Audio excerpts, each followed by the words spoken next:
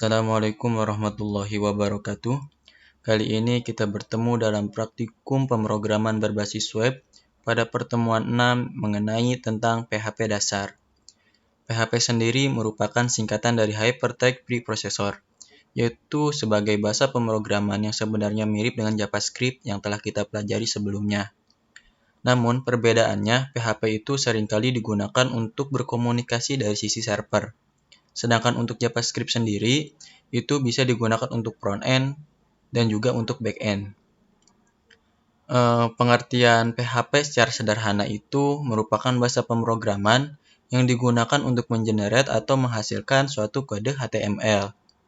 Untuk menjalankan kode PHP kita itu membutuhkan suatu yang namanya web server. Untuk web server yang akan kita gunakan yaitu Apache server yang tersedia di dalam XAMPP kita. Untuk yang akan kita praktikumkan pada kali ini yaitu mengenai tentang variabel, konstanta, tipe data, operator, dan yang terakhir itu nanti ada percabangan dan perulangan. Yang pertama kita akan coba untuk cara pembuatan variabel dan juga konstanta. Pertama kita buka dulu XAMPP-nya, lalu kita aktifkan Apache servernya, lalu juga bisa aktifkan MySQL. Lalu kita masuk ke dalam file manager kita. Kita masuk ke bagian C, lalu ada yang namanya XAMPP, lalu ada htdocs. Jadi untuk membuat kode PHP itu berada di dalam folder htdocs yang ada di dalam XAMPP. Kita buat folder dulu, kita kasih nama pemrograman berbasis web atau PBW ya. Oke. Sekarang kita buka di dalam Visual Studio Code, open folder. Kita cari directory C, XAMPP, htdocs. Kita select. Kita tunggu.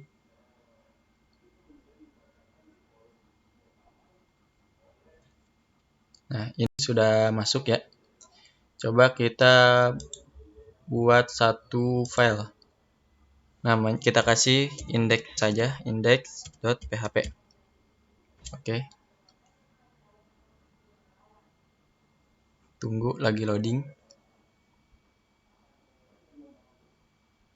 Nah, ini sudah terbuat ya file index PHP-nya.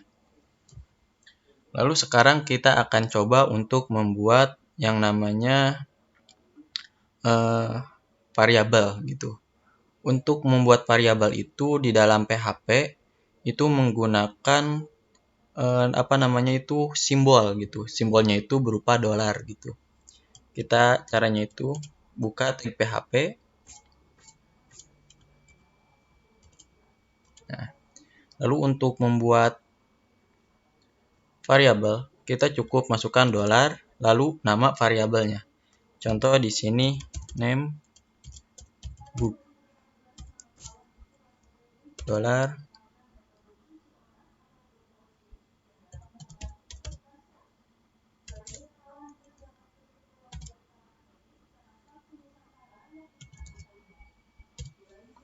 Nah, dari ketiga ini merupakan variabel, yaitu ada variabel name book, ada variabel price, dan juga ada variabel quantity gitu. Kalau kita save, kalau untuk menjalankan di dalam browser itu dengan cara localhost, ketikkan localhost / nama folder yang tadi kita buat yaitu PBW. Otomatis kalau yang pertama kali dibuka yaitu index PHP. Kalau kita run pasti kosong.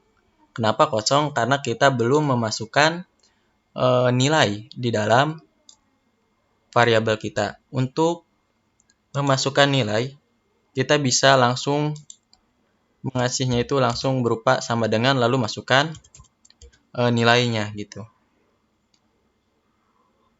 Contoh, namebooknya itu pemrograman berbasis website.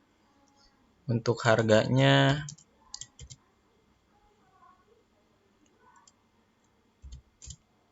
berapa ya? 23.000 aja. Terus quantity.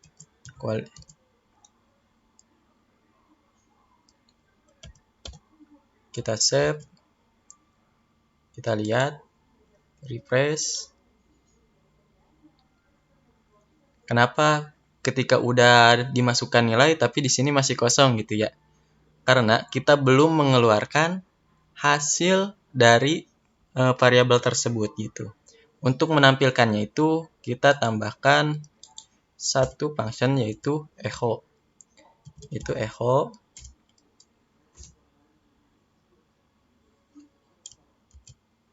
contoh. Nama buku ini adalah gitu ya.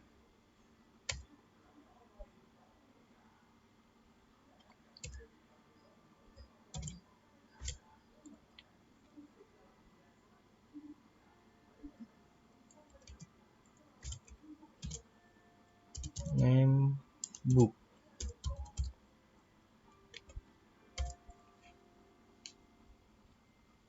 Kita kasih tag BR ya. Biar ada ke garis bawah gitu.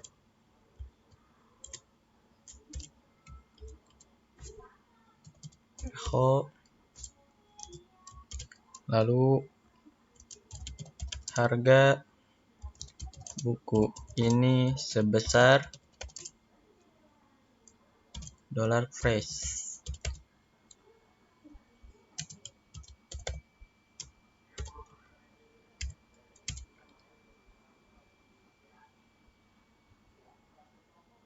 Lalu kita echo.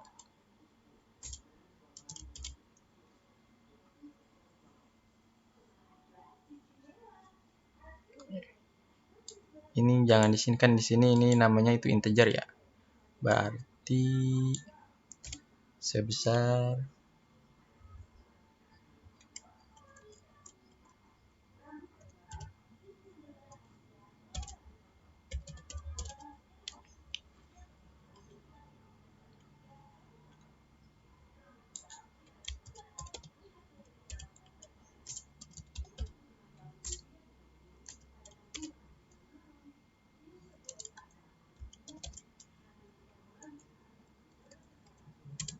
atau kuantitinya.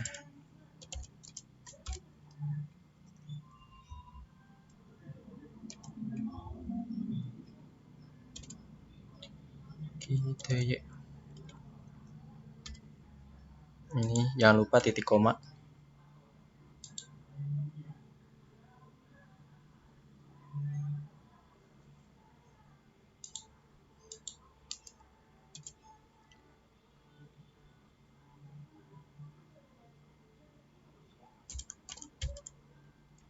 Kita save. Lalu kita coba refresh. Nah, maka akan muncul bahwa buku ini merupakan buku pemrograman berbasis web. Harga bukunya itu sebesar 23.000 dan jumlahnya itu ada 25. Nah, ini kan sesuai dengan isian dari variabel yang telah kita buat tadi, gitu ya. Kalau kita ganti semisal ini, pemrograman berbasis mobile. Kita save. Kita lihat, refresh, maka dia akan berganti gitu. Selanjutnya kita akan membuat konstanta. Kita kasih komentar aja di sini.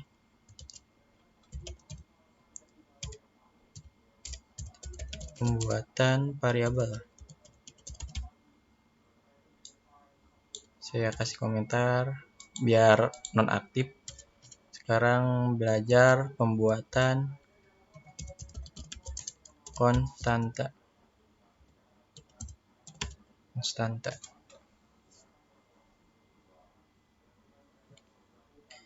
Untuk membuat konstanta itu sendiri, Ada dua cara ya. Yang pertama itu menggunakan keyword cons, atau ada juga yang keduanya itu menggunakan function define gitu. Kita langsung praktikumkan, yaitu cons. Kalau menggunakan Visual Studio Code otomatis ada ya. Cons, contoh di sini.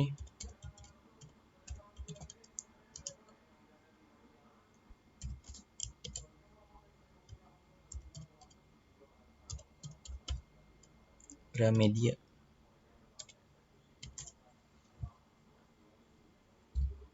Dan yang kedua itu ada defense. Nah,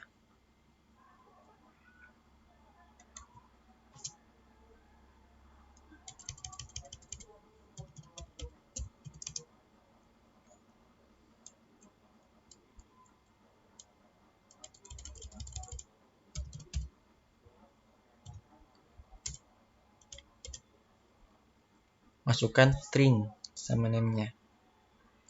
Contoh di sini author. Kita koma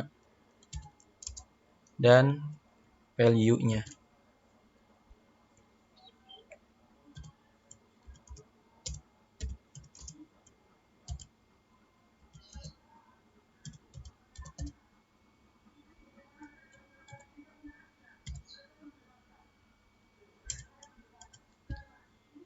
Rasmus Railroad ini merupakan penemu dari bahasa pemrograman PHP ya. Kita langsung keluarkan saja echo, seperti sama kayak yang tadi. Masukkan namanya. Publisher. Kita echo, membuat garis baru.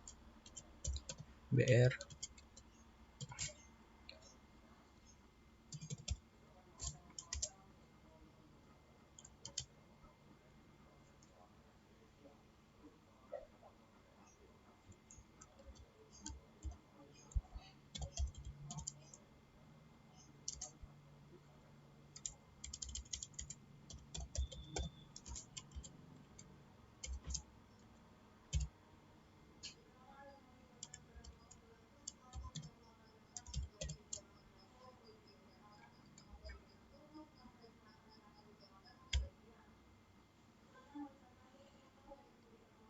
Author.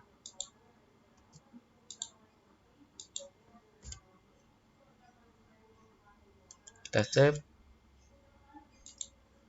kita refresh, maka akan muncul bahwa tadi yang pertama itu menggunakan yang namanya cons. Saya bagi dua aja ya. Kita bagi dua. Nah, di sini kan kita masukkan untuk cons publisher itu Gramedia, maka akan muncul Gramedia gitu. Lalu kita yang menggunakan defense, yang pertama kasih tulisannya itu author. Kan kita sesuaikan dengan yang di sini untuk pemanggilannya. Maka akan muncul bahwa autornya itu Rasmus gitu. Lalu sekarang untuk tipe data, di sini ada yang namanya tipe data. Ini tipe data sebenarnya sama gitu ya dengan bahasa-bahasa pemrograman yang lain, yaitu ada integer, ada float atau double gitu ya biasanya.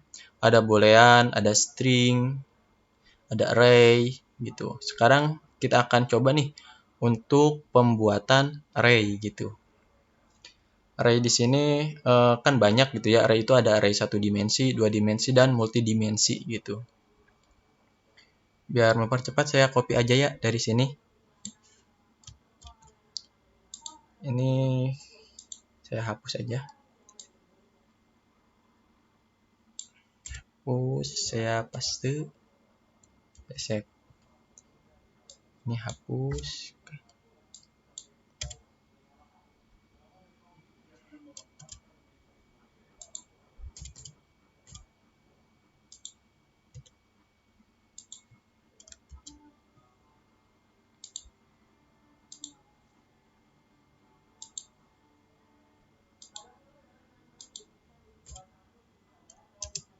Oke.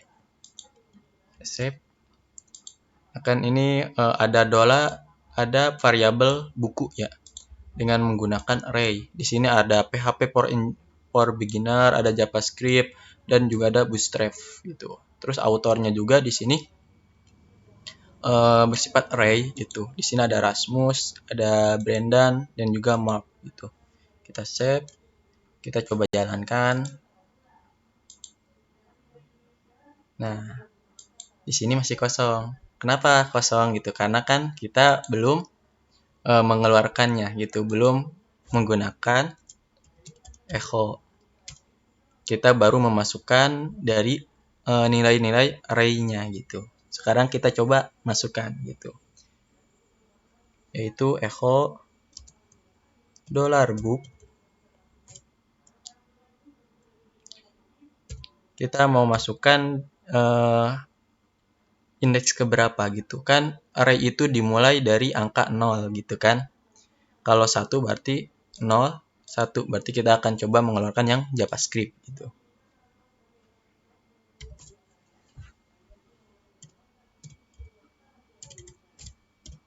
Echo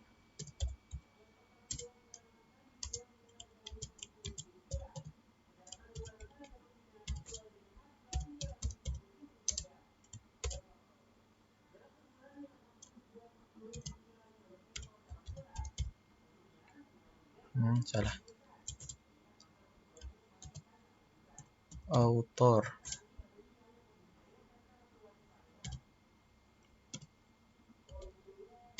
Nah, untuk author itu sendiri kita akan coba mengeluarkan yang indeks ke-2 gitu. Berarti kan ini 0, 1, 2. Berarti kita akan menampilkan dari JavaScript dan juga si mark ini. Kita save. Kita refresh. Nah, benar kan? Yang pertama yang keluar itu adalah JavaScript dan yang kedua itu mark auto gitu. Dan begitupun seterusnya gitu. Karena array itu kan dimulai dari angka 0. Berarti 0, 1, 2. Begitupun ini. Ini 0, 1, dan 2 gitu.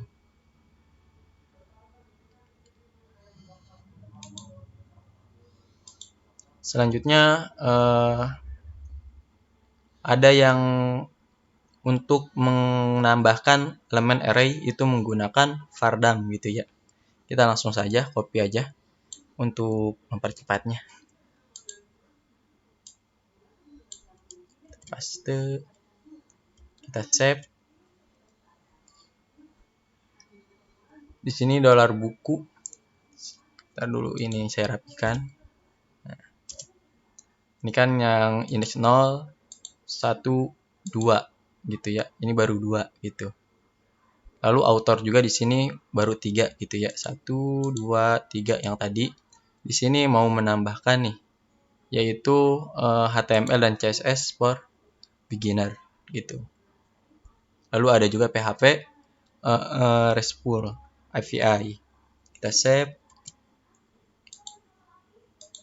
Kita refresh. Nah, jadi di sini sudah masuk semua gitu. Bahwa jadi totalnya itu ada 5. Yang tadinya kan 3. Yang tadinya itu 3, 1, 2, 3. Ada PHP, JavaScript, dan Bootstrap. Lalu kita menambahkan 2, yaitu HTML dan juga PHP RESTful API gitu. Itu cara menambahkan dari si array tersebut gitu. Lalu selanjutnya untuk operator sendiri itu sama seperti bahasa pemrograman lain, yaitu ada penjumlahan, pengurangan, pembagian, perpangkatan, dan juga modulus. Modulus itu hasil bagi gitu. Kalau untuk pangkat di dalam PHP itu menggunakan tanda bintang 2 gitu. Lalu untuk operator pembanding juga hampir sama kayak bahasa pemrograman lain. Untuk sama dengan itu ada 2, sama dengannya untuk identik dengan itu ada 3, dan juga seterusnya. Untuk operator-operator bisa dibaca gitu ya. Sekarang kita coba untuk statement ataupun percabangan gitu. Kita coba langsung ke if else. Ini sebenarnya logika algoritmanya masih sama dengan yang bahasa pemrograman lain, baik itu C, C++, Python, dan yang lainnya gitu, masih sama.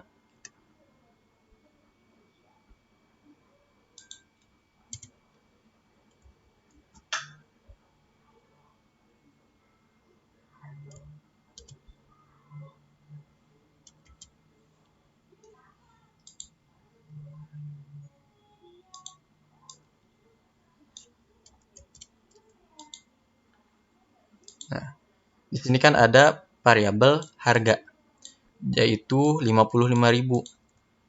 Di sini jika harganya lebih dari 70.000, maka keluarkan very expensive. Jika salah, maka keluarkan normal. Dari hasil ini kita juga udah ketebak gitu, mana yang akan muncul gitu. Jika benar, maka mengeluarkan very expensive. Jika salah, mengeluarkan normal. Dari logika ini, jika dolar harga itu atau dari variabel harga itu lebih dari 70.000 gitu. Kita save, kita coba jalankan. Maka hasilnya normal gitu. Kenapa normal? Karena si harganya itu jumlahnya itu 55.000, bukan lebih dari 70.000 begitu. Begitu juga dengan if else yang bercabang gitu. Ada juga yang terakhir itu yang sering digunakan, yaitu switch case gitu ya. Jika case pertama benar, maka dijalankan case pertama gitu. Jika salah, maka akan dicoba untuk case yang seterusnya gitu.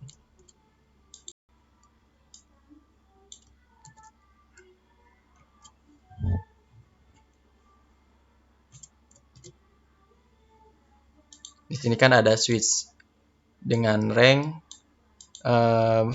yaitu 1 gitu. Case 1 yaitu akan menampilkan gold medal. Terus ada silver, ada bronze, dan yang terakhir itu untuk yang jika tidak ada dari case 1, case 2, case 3, maka untuk nilai defaultnya itu no ranking gitu.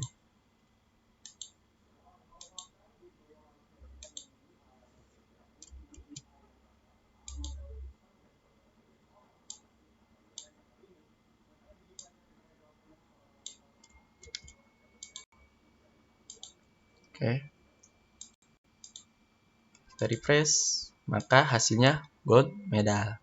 Kenapa? Karena kan dia itu di sininya 1, rankingnya itu ranking 1. Jika kita ganti 2, maka akan silver, itu hasilnya. Silver medal gitu. Lalu yang terakhir itu ada perulangan. Perulangan sama sistemnya itu kayak bahasa pemrograman lain. Kalau for sama pendeklarasiannya itu di kurung yang awal di sini. Lalu untuk yang kedua itu ada while, yang ketiga itu ada do while, dan yang terakhir itu ada for each gitu.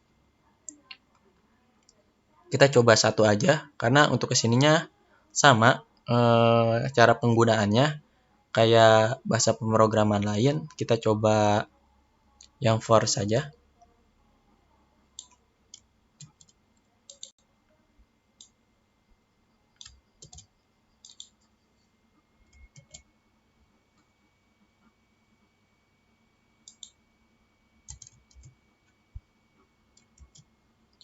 Nah, di sini melakukan perulangan dari dolar I-nya itu 1 dan I-nya itu kurang dari sama dengan 10 gitu. Dan I-nya itu bertambah selama 1 gitu. Dan multi application-nya itu 5 dikali dolar I-nya tersebut gitu. Kita langsung jalankan saja. 10 kali 1 terus sampai seterusnya gitu. Di sini bukan 10 ya seharusnya, yaitu 5. Kita save. refresh. Nah, ini kan membuat perkalian gitu. Di sini kan multiple-nya itu 5 dikali si I-nya tersebut kan. Mulai dari 1. 5 kali 1 sama dengan 5 gitu hasilnya. Terus 5 kali 2 karena kan di sini itu bertambahnya itu 1 1. Kalau di sini bertambahnya plus 2, maka akan loncatnya itu 2 2 gitu. Berarti 1 tambah 2 berapa gitu. Dan seterusnya.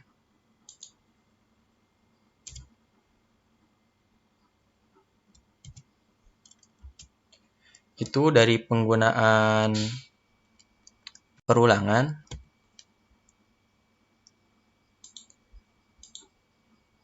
Lalu selanjutnya itu yang terakhir ternyata ada function gitu ya. Di sini function itu merupakan kode program yang dibuat khusus untuk mempersingkat aksi yang akan kita inginkan gitu, yang akan kita lakukan gitu. Jadi function itu dapat dipanggil berkali-kali untuk melakukan tugas tertentu dalam penulisan kode program yang kita buat gitu. Cara membuat function yaitu dengan keyword function gitu.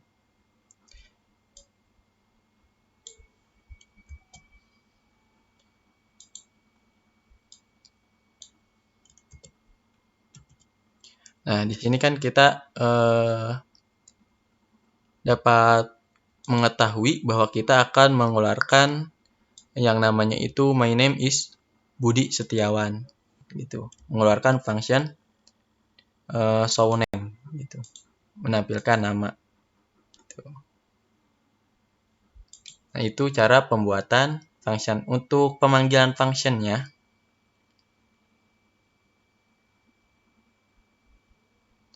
nah di sini kasih keterangan untuk memanggil atau menggunakan function bisa kita lakukan dengan cara menulis nama function kemudian diikuti oleh argumen gitu. Apabila function yang kita buat tidak memiliki argumen, maka tulis dengan tanda kurung kosong. Nah kan kita tadi baru memasukkan function showname di sini ya, dengan akan menampilkan my name is Budi Setiawan. Cara pemanggilannya yaitu tulis nama functionnya gitu. Berarti ini nama functionnya apa? Showname ya. Showname. Kita save, refresh, maka akan muncul my name is Budi Setiawan begitu. Lalu juga untuk seterusnya sama. Nah, yang ini yang terakhir ini tuh ada session ya. Jadi untuk session itu akan kita gunakan nanti ketika sudah membuat CRUD gitu, terutama untuk membuat fitur login register gitu.